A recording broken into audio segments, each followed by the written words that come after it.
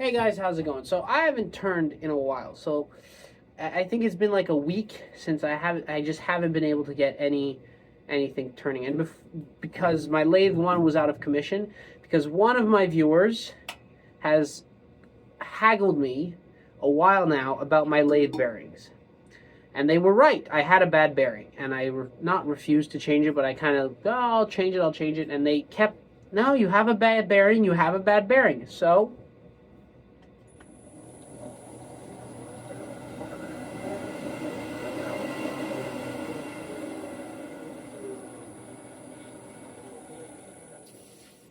I changed my bearing, and it wasn't the lathe's bearing. It was actually inside the motor. So I changed the bearings of the motor. So that put me out of commission, and then I had some other stuff to that. So, anyways, with all that said, today we have a fun video. So I just came back from a trip up north to my cottage, where there's a lot of beech that grows, and we had these for firewood. So I found a few pieces that were nice enough, that weren't rotten, that I didn't want to split for firewood. So I kept them and I brought them over. So that's what we're going to be turning today. So this is sound wood. You can see it. You can hear it. It's sound. It's not nothing. So it's sound wood. There's no major splits in it. Obviously this is one blank that came out of a log about that long, because they did split on the ends. And I had to trim down until the splits were gone. So that's why I don't have that many. But we're going to make a bowl out of this. So we can see that, you can see the shape already where we're going to encounter problems. So you can see that shape really dips down while that stays relatively high. So my first instinct is outflowing bowl, because by the time I get it perfectly spherical, because of this, it's gonna reduce the diameter of the bowl by a lot. But if I do an outflowing bowl like that, chances are I'll be able to get more out of it. Or a wide rim bowl with a little cup at the bottom. So that's my game plan for this thing. So this is gonna go onto the screw chuck, ready, drill the screw hole, and we'll get started right away. Outflowing bowl. So that's going to be a problem, because you can also see it's on a high side. So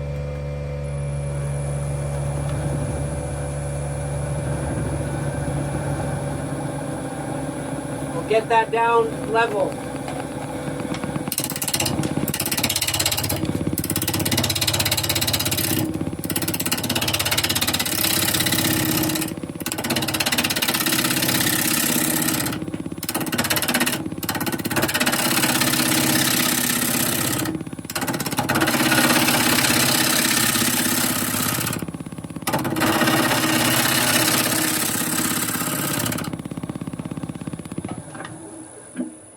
Now this wood is dry.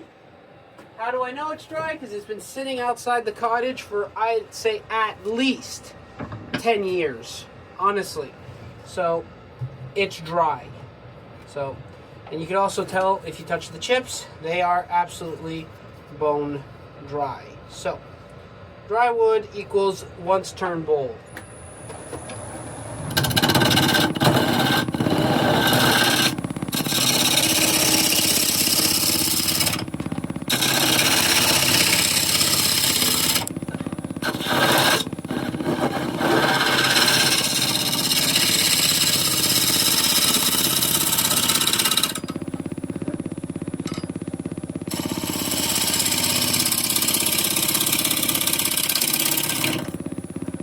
Let's just see where we're at.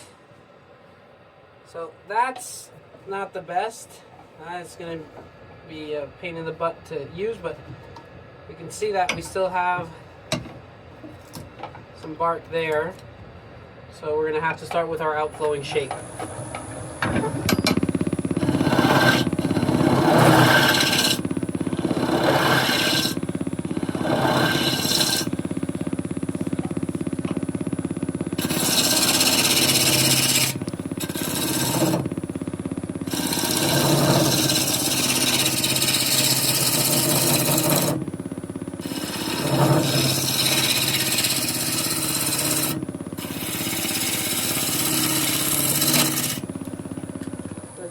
let's just say our bowl's that size.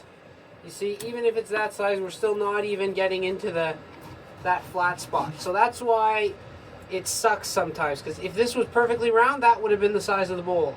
But it can't because of that. So you just have to get creative with your design. So I'm going to use my shark jaws to hollow this out. And I don't want chuck marks.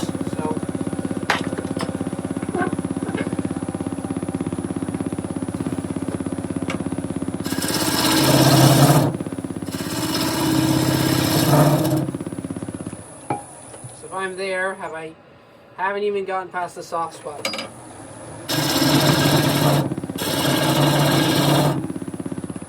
So if I do that, all right, now my tenon's clear.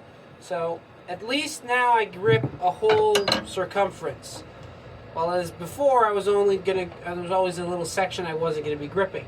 So now I know that from there, I'm clear.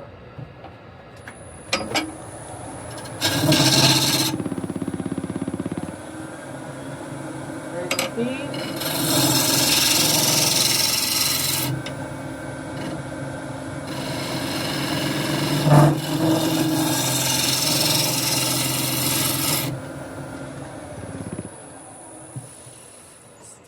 There's still that flat spot there, which is really starting to bug me.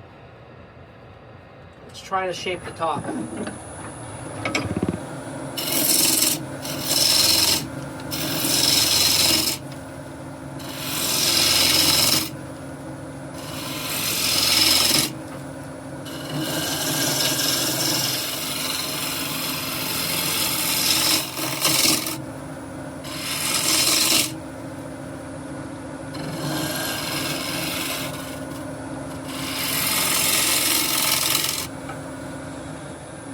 That looks. Okay, so we have a bark inclusion there. We have two little piffs. We have a flat spot and another flat spot. So first things first, I'm going to clear the rim out. Just look at this grain. Like, that's why I love beech. It's just such a beautiful wood.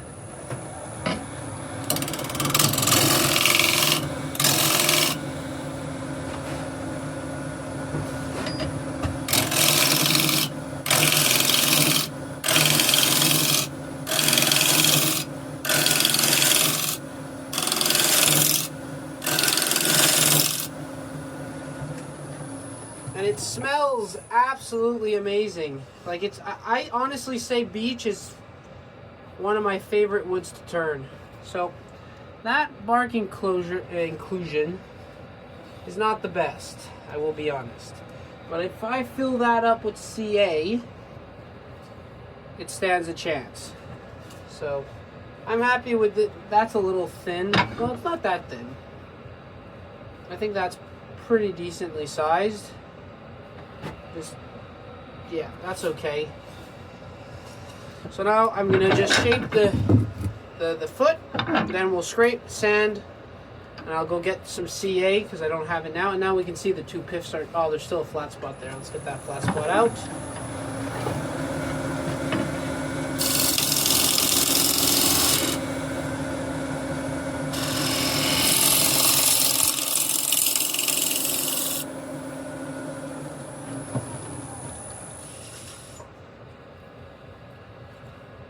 Flat spot's gone. Come on this side.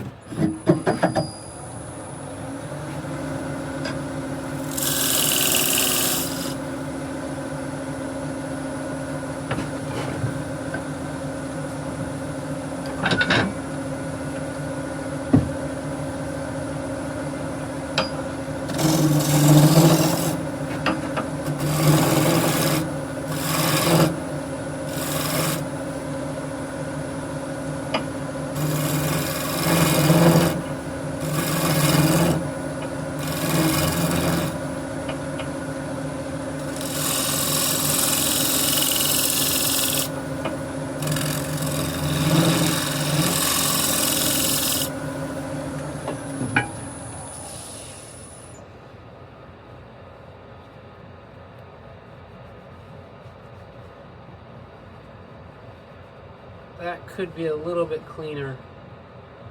So that came off, and that doesn't seem very solid. So I think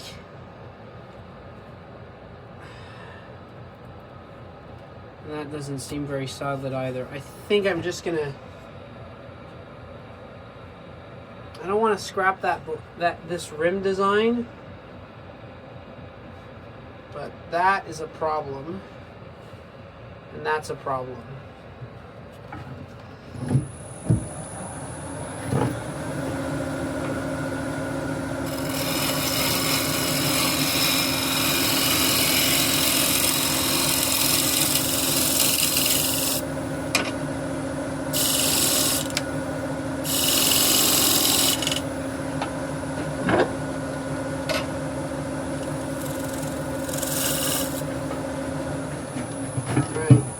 See what that looks like.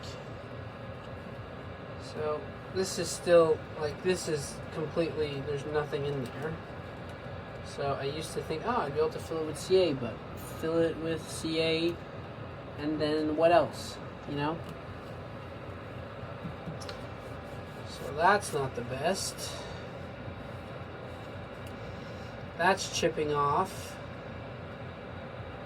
which is also not the best.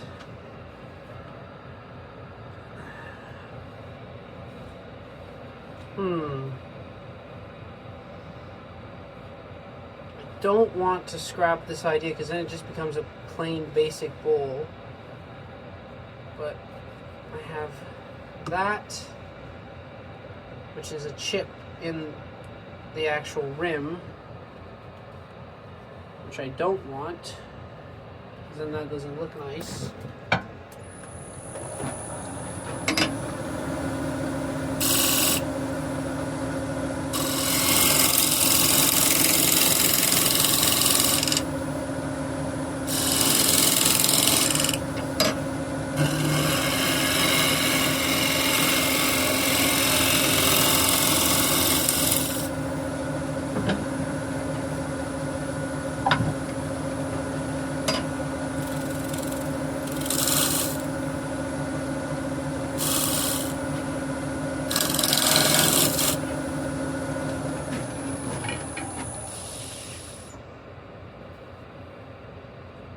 So now that's all opened up, and that's all opened up. Alright, I think I'm just gonna patch it up with CA dust, but first I'll fix that and then I'll show you how I'm gonna do that.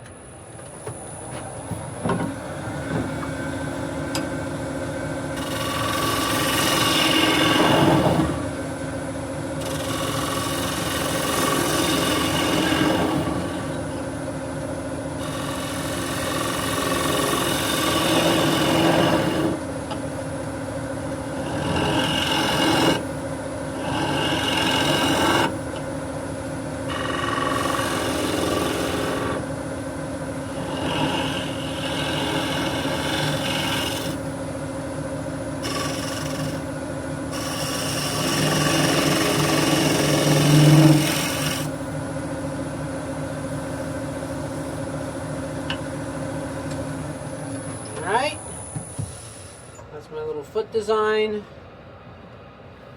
Alright, I'm going to go get my CA, and then I'm going to show you how I'm going to go about patching these cracks. So we have this crack and this thing to fill. So what I like to do is you just put some dust, and then you use your CA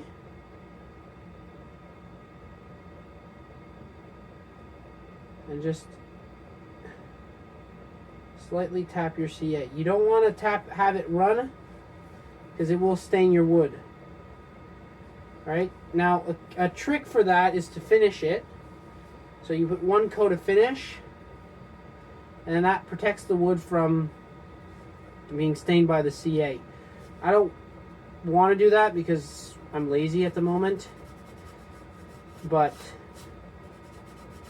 you see, so now that kind of patches it up. But we'll let that dry. We'll put another coat on. Just douse it with CA. Don't want to put too much. Just enough to create a layer. And then you keep picking up at your lathe. And you just tap it on. And that will slowly build layers of dust. And it will kind of hide it a little bit. It's not perfect. And also, the smaller the crack, the less it's going to show. Now, this is going to be pretty hard. I'm not going to lie to you guys. And I might not be able to. So we're going to start with just leaking the CA in.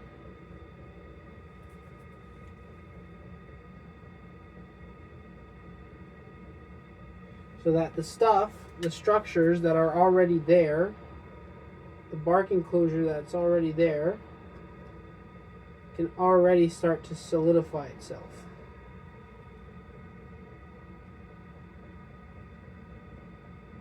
But I don't want it to spread too much.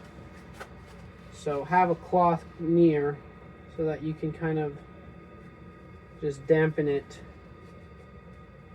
down.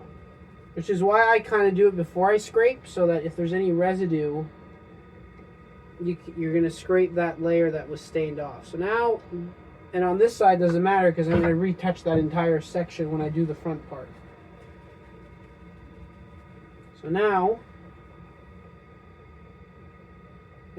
I can feel that that's hard. That used to be wiggling, that's now hard. So now I can start and take some dust. I could just slip some dust into there. But now another thing, this hides the crack, right? It hides it. The crack is still there. So when you're turning the inside, it's important to still be aware of that it's there. Now, CA does help to strengthen, and whether you like it or not, the fact that you're putting dust and packing dust in there and then putting CA, the glue up will make that crack stronger. With small cracks, it's not too bad. With I will be honest, with small cracks, CA will definitely strengthen the wood. So, do I have an example? So here's another beech bowl, but it's not split, so not a good example to show. Do I have other beech bowls? These are all beech blanks, but they're not split because I've chosen my wood carefully. Let me just, like, that's the bark enclosure I'm fixing.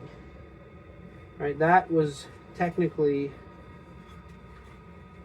that would have been there. So it's a deep bark enclosure. So, but you can see the wood is sound because I had to use some force to break it.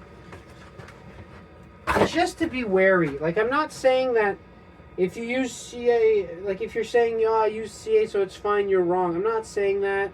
What I'm saying is just be aware that it's still there, so that if you do start hearing weird noises when you get really, really thin, don't be surprised. So that's all I'm saying. Sorry if I'm speaking gibberish. So that's there. Now I want that to be flush.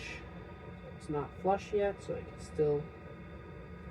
And if you haven't done your scraping yet, and you haven't done your finishing touches, if it's a mound, if your patch job is a mound, it doesn't matter because you're going to sand, you're going to scrape over this.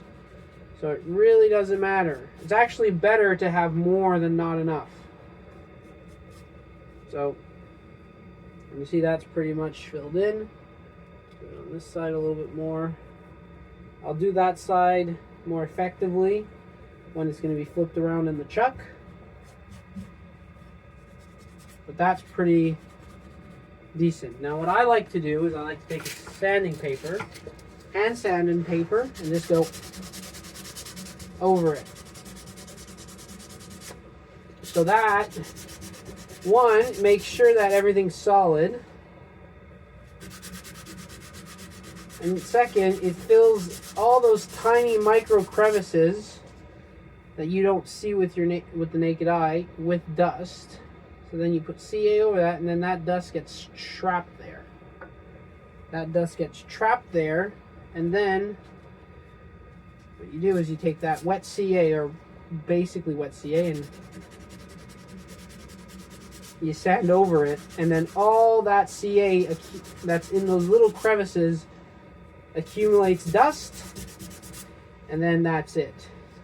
So you dust it up once, put some CA, just a little bit.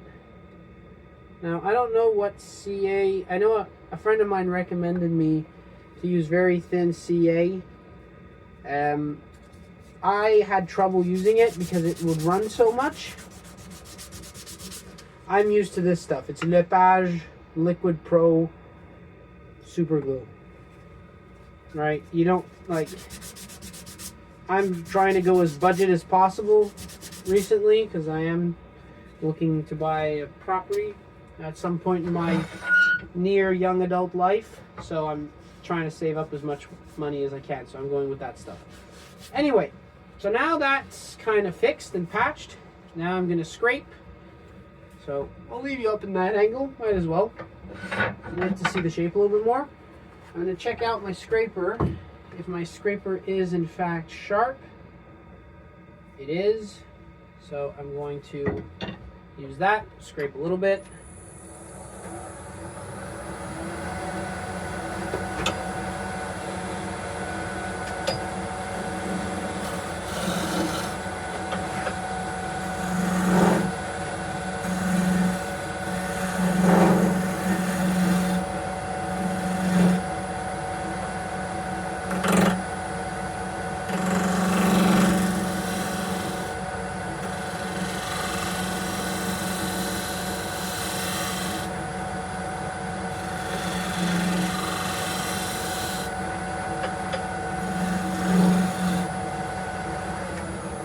See what it looks like. So you see that? Look at that. That's flush. I can't feel a bump. I can't feel a bump. So that's why I like to scrape first. I do that, then scrape. But that's still rough. That's still rough. So the scraping hasn't worked. Look at that grain. That is beautiful. That's one of the reasons why I love turning beech. It's just, you get all this beautiful, nice grain. This isn't mushrooms. It's not rot. It's just that's how the wood looks. You get some beech pieces that are very, like, all this color, which is still very nice. But look at that. Look at this. You can see all that different grain color, that sapwood versus that heartwood. It's just beautiful. I love beech. Such a beautiful wood. Leave a comment down below what your favorite wood is, and if you do indeed also like beech.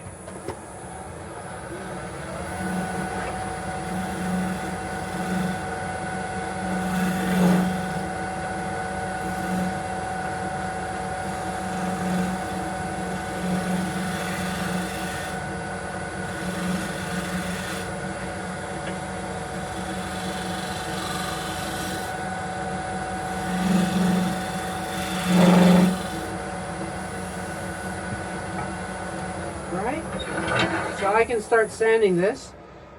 Yeah, I can start sanding this. 80 grit will get rid of that right away. I'm going to use a hand sanding paper for this one because I have no more rotary disc sanding paper. Now for the other grits, I'm going to go to the rotary sander. So I'm going to start off just doing one pass normal side.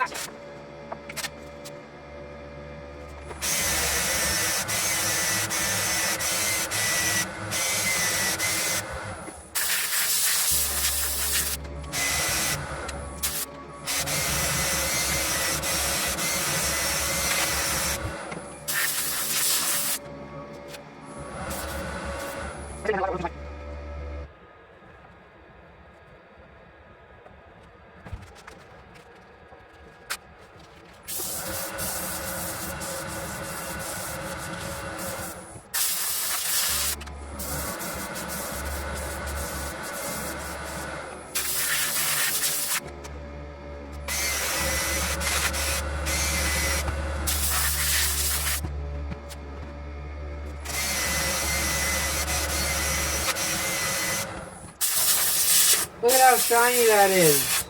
Look at how shiny that is. That's how you want your bowls to finish when they're sanding. Well, now we'll put the finish on. This is the Dr. Hopefully you guys can see it. That's what I'm using. Beautiful finish. Absolutely love it. I do think beeswax and linseed oil is a very good option. I just like this. I'm trying it out, getting to used to it, testing it, seeing what works, seeing what doesn't, what wood finishes best with it, just to get used to have a different finish in my arsenal. So, put that on. I always like to apply a coat on the wood without the lathe turning. Look at that. That is just absolutely beautiful. I'm telling you, beech is such a beautiful wood to turn. It's just, you can't beat it. Alright, so that's good. Then I fold, that's the wet part. Yeah, that's wet. Fold that up. Fold that up. That's dry.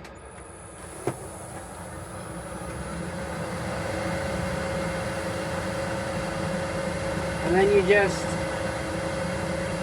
buff it in.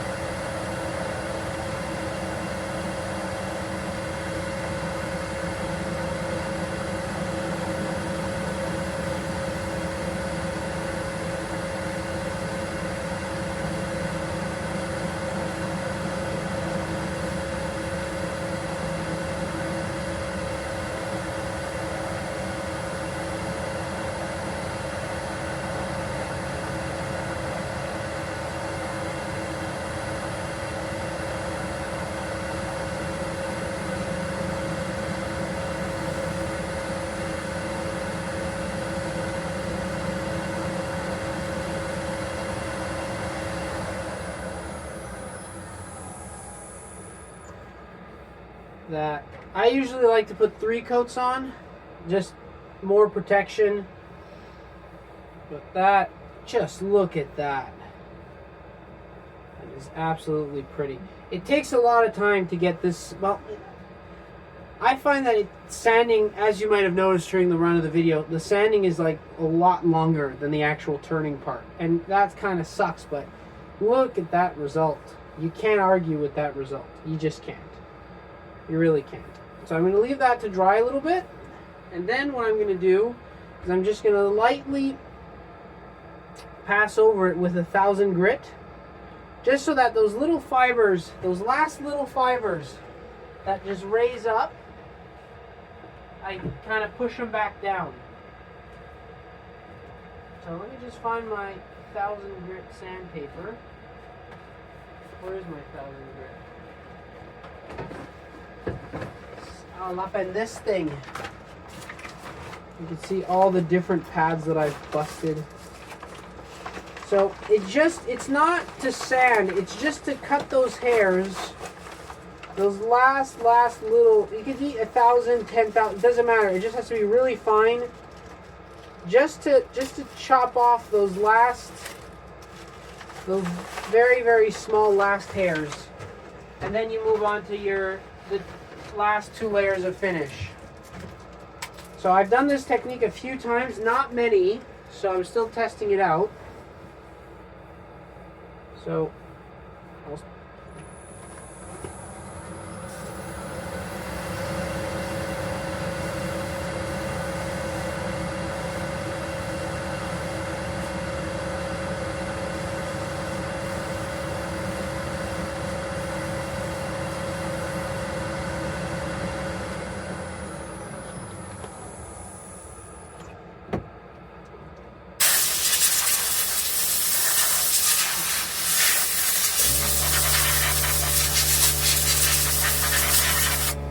and that's it. Now I'm going to just add 2 more layers of this stuff, and that's the outside done.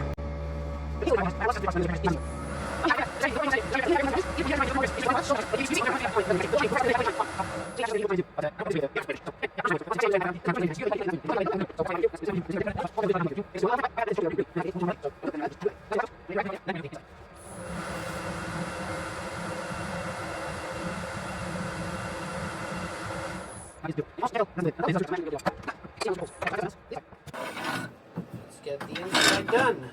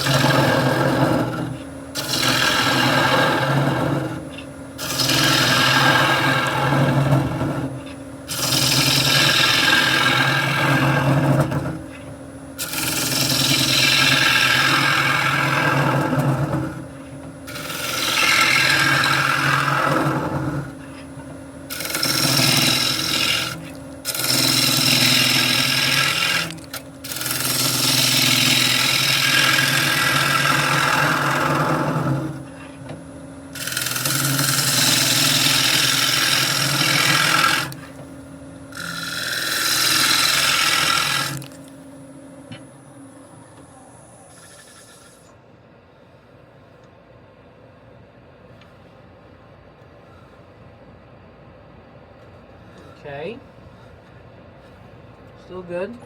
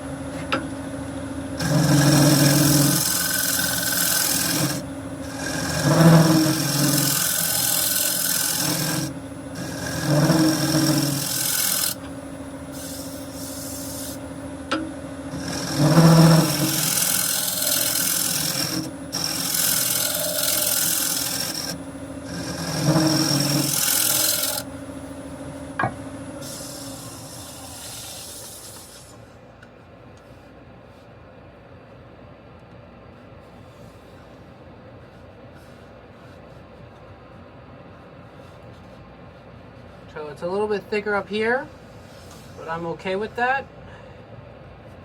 Just want to make sure it's not too thick in the bottom.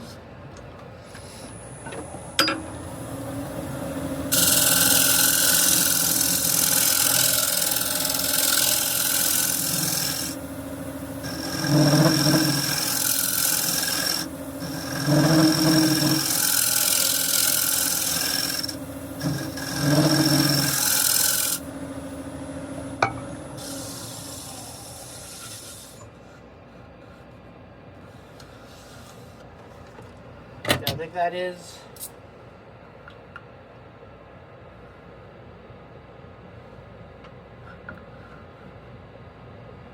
That's about right, but it's too thick in the bottom.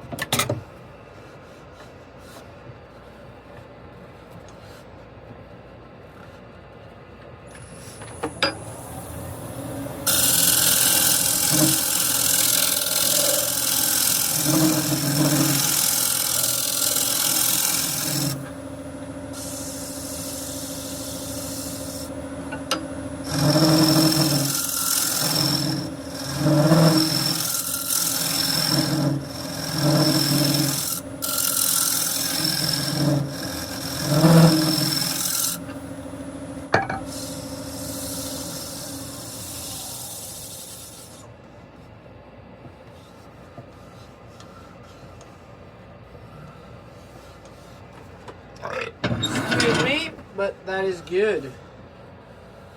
Now, before I go, I'm just gonna fill in the crack with CA on this side and on this side.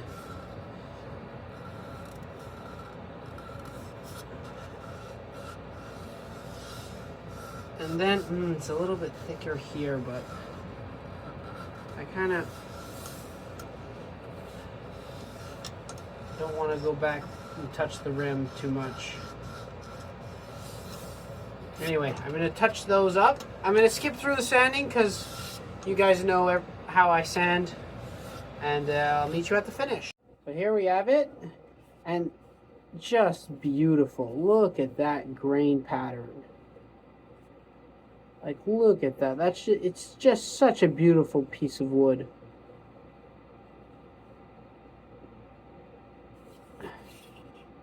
So that's why I love turning beech. It's just such a pretty type of a pretty species. It's a little thick, this bowl, but I think it works, and it's not too heavy. It feels nice. It's all soft, and it just, look at that color. So I really like it, and that I will maintain that I really like turning beech wood. And yeah, so that's it for me today. I will probably make a video on turning this piece. I'm thinking of making a set of 3 bowls because I do have another blank, a bigger blank inside. I think it would be fun to have a set of 3. And so I probably will make a video on turning this one, but I'm not sure yet. But anyway, you'll see me again soon. As always, happy turning, and we'll see you next time.